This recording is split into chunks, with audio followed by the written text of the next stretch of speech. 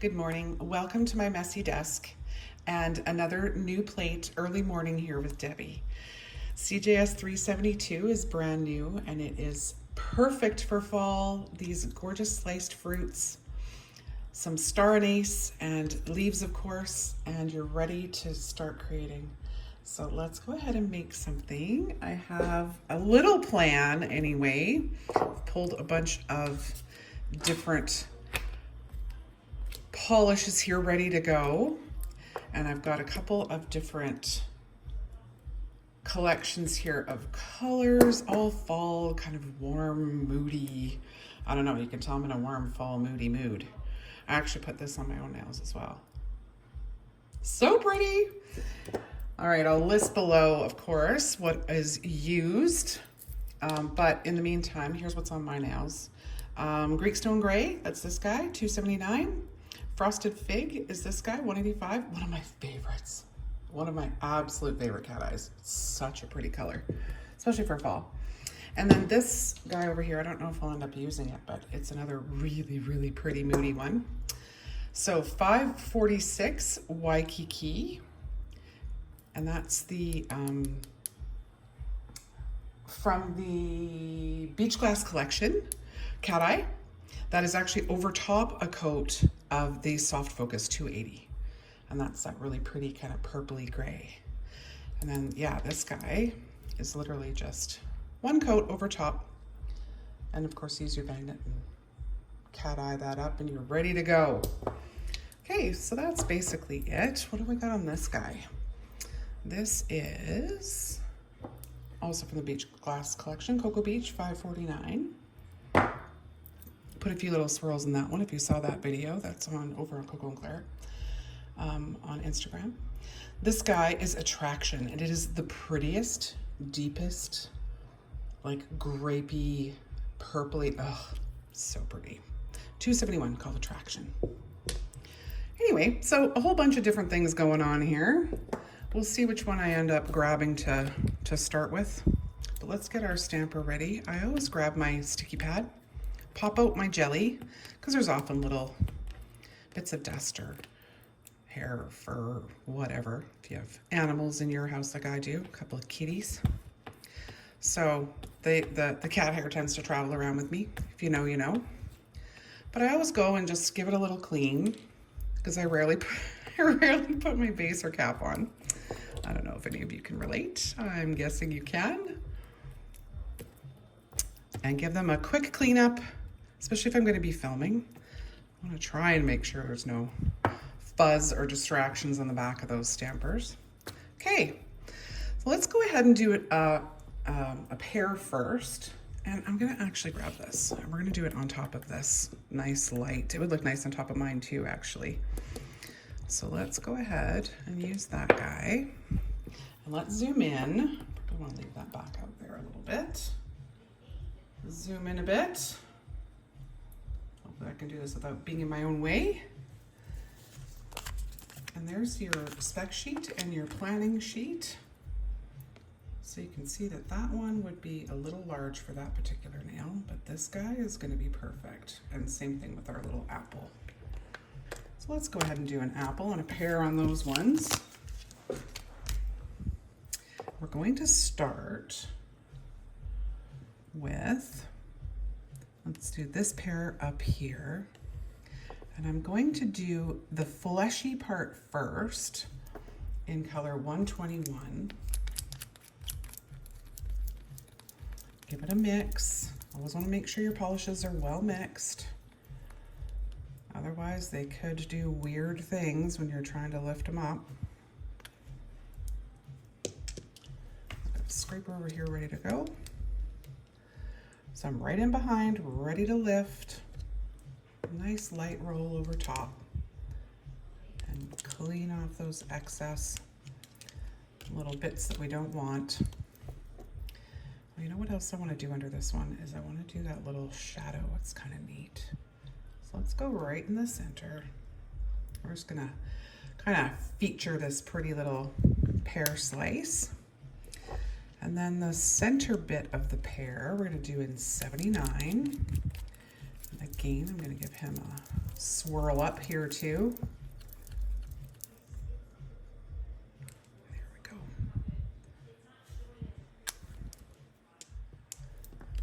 And right in behind. Oh, I don't love that lift. Let's do that again. Let's do that again. I don't think we probably get away without cleaning it. Let's see. See if laziness pays off. Sometimes it's okay, sometimes not so much. All right, try that again. Second time's the charm. Okay, clean off the excess. And now let's take our time. Just gonna pop that guy right in the center. It's obvious where it goes. Give it a little wiggle. All right, so the next one, we've got kind of three things going on here. We've got the green of the base of the pear, your seeds, and your stem. So stem, let's see here. Stem, do I want it black? I think we'll do everything black. And then the green I'm gonna use is 89. So I'm gonna scrape these both at the same time. So I'm just gonna slide my black in there, make sure that it fills those little tiny seeds up well, because oftentimes the hardest things to lift are the teeny tiny things without having a big void in them. Okay, so now I'm going to scrape in the direction that isn't going to crisscross these, right? And I'm going to be right behind, so smooth, scrape, and a roll right in behind, and then we get all those details. Okay, now I'm going to be coming with an outline here afterwards, so I'm going to leave a little tiny bit of space with this green part of my pear, right about there, and then pop down where that little stem is going to go. Give it a wiggle. And now let's come and outline, and we're going to outline with the 118, but we're going to need to give this a quick little clean up first. Came over top of everything. Okay, give this guy a swirl. That one might need to be thinned. It looks a little thick. Let's give it a try. Okay, right in behind. We did good. Nice and light roll right in behind that scrape. Able to pick it all up. Okay, now I'm gonna take my time. I don't want to cover up my green.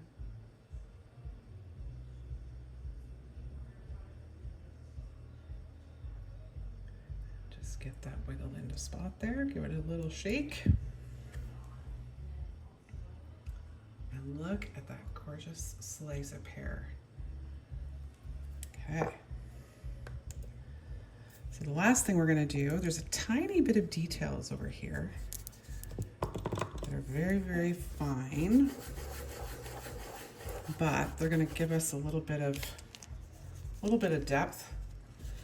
So if you're showing somebody up really close, or if someone's taking a macro, then you know it's going to be looking legit. Okay, so what color do I want to use for this? Because it's a little bit of shading. So if we're going to go shading, let's use our beige. Actually, let's go for a little bit darker brown. You could also go for a dark green with this. Like you grab the 214 here, this kind of earthy moss color. But I think this brown will do it. Let's lift it up and see if we like it.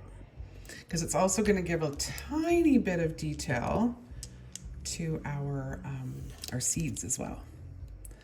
Okay, right in behind, roll and immediately lift. So it just looks like you picked up some random dots. They're not random, I promise. Oh wait, we got a little bit of extra here though. Make sure we get those out of the way. All right, I think we're good. Okay, so the bigger parts are gonna go up on our seeds, and then that little tiny bit of dust, if you will, is gonna go right into that green. And then I'm just gonna turn and make sure that my details for the seeds goes with the seeds. And there we go, ready for top coat. See if we can get that to focus in there for you. You know what, I'm gonna grab my top coat right now and give that a swipe. Just got my Radiant here from KoKo&Claire. And let's go ahead and give that a top coat. The top coat just, it's amazing how the top coat just makes everything kind of melt together.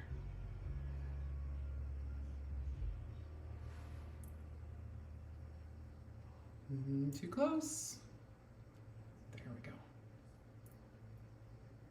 Really, really pretty. So that's ready to go in and cure. Love that little guy. We'll sit it there though. Let's do our slice of apple first, and then we'll cure them both at the same time. Just have to make sure I don't touch that one. Okay, now our reds, I'm gonna use 009. It's just a nice, rich, kind of deep red. And I'm gonna cheat a little bit because this one, when it was designed, we didn't separate the stem, and we probably should have, but you know what, no matter, because I can go ahead when I put down my polish colors here and put brown, whatever color it is you want for your stem. Put that where the stem goes. Just like we did over here for our seed and our base of our pear, just do those two colors, just like that. And then we're gonna scrape to the side and lift it all up at once. And there you get both colors in one swipe. Alternatively, you could remove that little stem and put them down separately, whatever you want to do. So our pear we did kind of tipped this way. So let's do our apple tipped this way. And there's our first two colors. Now let's use this same color that we did for the center of our pear. And we're going to use it for that fleshy portion of our apple. Some of that right over there. Okay, so ready to scrape right in behind, get all those little bitty bits.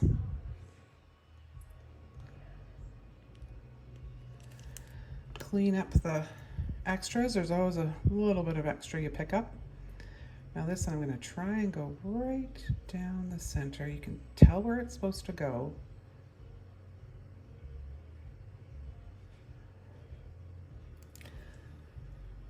Perfect. A little bit of shading in there on our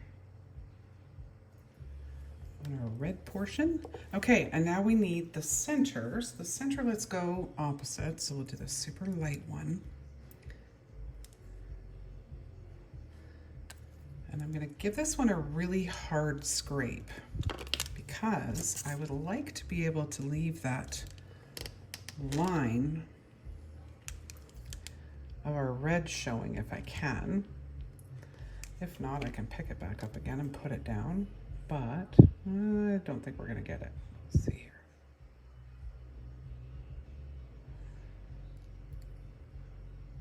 You can still see that indentation of that line, but let's go ahead and put down our seeds. Let's do them separately. I'm gonna do the seeds separately. So I applied the polish in this direction. So I'm gonna scrape in the opposite direction and immediately roll over top so that I don't have any voids. That's one way to help you avoid those pesky bubbles when you're lifting anything really. And these little guys go right in the center. Just like that. Pretty little apple slice, I love it. Okay, now we need our leaf.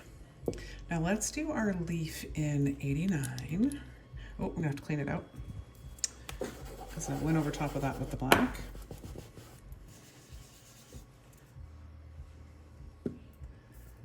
Looks like a little bit of a murder scene here, hold on. Let's clean up our red. Just don't want it to stain. Very rarely, but sometimes it can stain your mats if you're not careful, depending on the color, depending on the polish. Okay, so number 89, I'm gonna fill that little leaf with my 89 because that's the main color that I want. But I want it to be a little bit marbly so that it looks a little more real. So I'm just gonna put a little dot of our 118. And let's see if I used enough. Just put a little dot, and then we're going to scrape it a couple of times. Ah, perfect. And then you end up with more than one color. Just looks a little bit marbly. And then when you put it on, it looks a little more natural, a little more realistic. And there's our absolutely adorable apple slice ready to eat. Okay, let's go ahead and do the same thing here with our top coat.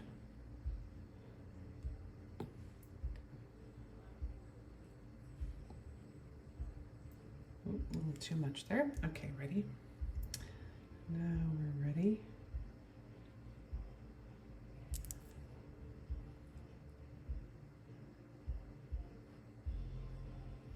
Really pretty on that cat eye too. Just makes a really gorgeous kind of, well, a background with a bit of movement in it, right? So make sure we don't have any little bits of fuzz or anything in here.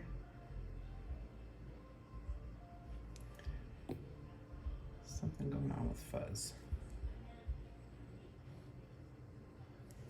Probably from our stamper. There we go. We can do a second coat if we have to, just to make it perfectly smooth. There we go. Okay, so those are both ready to go in and cure. Let's go ahead and I'm gonna pop them in over here. And then we can do an orange slice somewhere here too.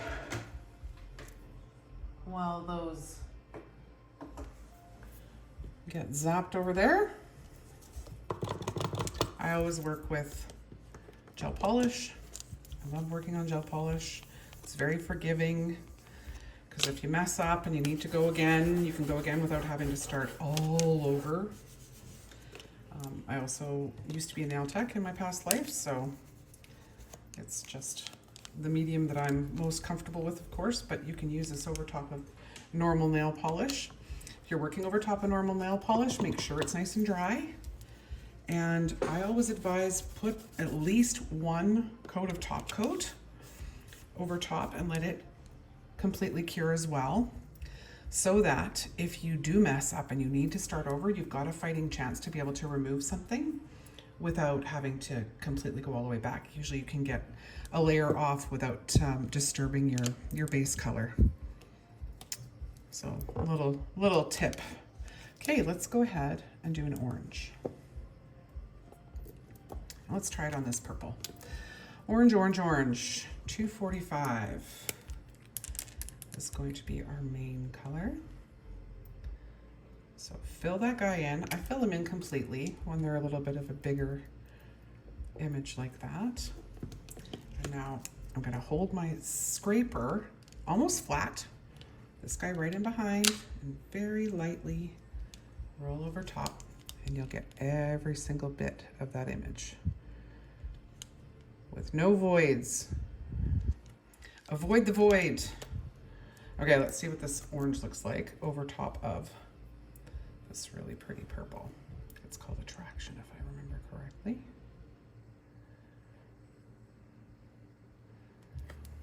There we go. That is number 245. I believe that's one of our brand new ones. Okay. 193, it's going to be our second layer. I am going to do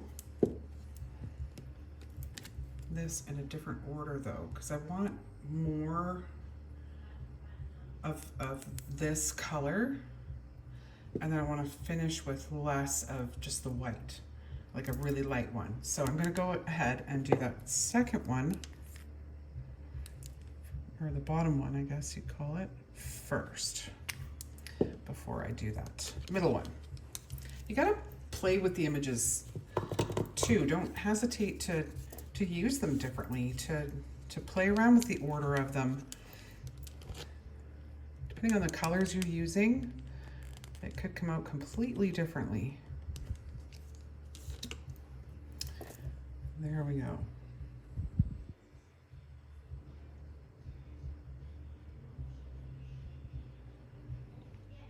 Let's see our fruit coming to life here. So that was number 193. A lovely kind of burnt yellow. I don't want to call it orange. It's just a really rich, deep yellow. Almost orange. Orange-ish. Okay. Now for our last color, I'm going to go with 121 over here. Same color we used in our apple and in our pear. It's just a really light, pretty kind of peachy color. So we're going to use that with this one that's a little bit less color here, a little bit less detail. See what I mean? So it's more of that, the white portion of your orange. I believe it's called pith. The white bits. Okay, I'm gonna slide that right over top.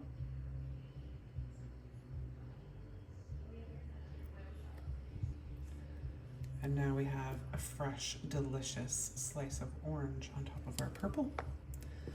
Let's go ahead again and throw a top coat on there. Oh, and I was gonna show you too the shadow that I was talking about. And look how that just melts when you put that top coat over. And that's any top coat. If you use our shine top coat, if you're using gel polish, any top coat kind of gives you that melting of all of those layers together. Beautiful. Okay, I'm going to slide this one in here up. And pop these out. Oh, so pretty. Love it. Perfect for fall. Perfect for harvest time. Just classy, really elegant, pretty little images.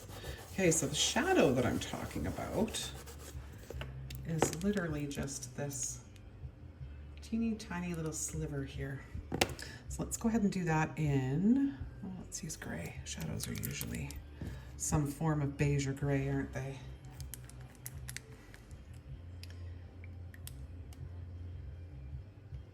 Okay.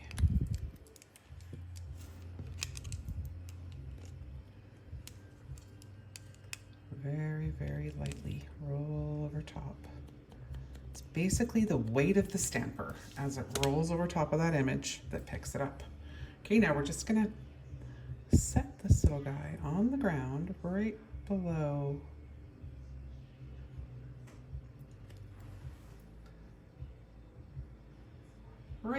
our pear. Now I'll give that another top coat and cure it because I forgot to put that on before. And then that will stay put. If you were wearing that on your nails, that would stay put until you took it off underneath the gel.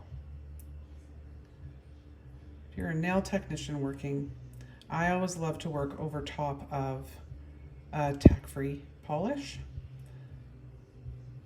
Do your artwork and then go ahead and tack-free again and cure. That tack-free works almost like a magnet. It's like it pulls that image off onto the nail. It's wonderful, wonderful surface to work on. There we go. We cure that guy up again. Let's grab our orange slice.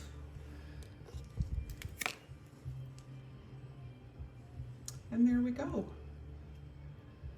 Really fun, pretty images. I'm really excited to see what everybody creates with this little plate CjS-372. There will be some pictures here to follow. Thank you so much for watching. I hope you have a wonderful day. Happy stamping, and we'll see you in the next video.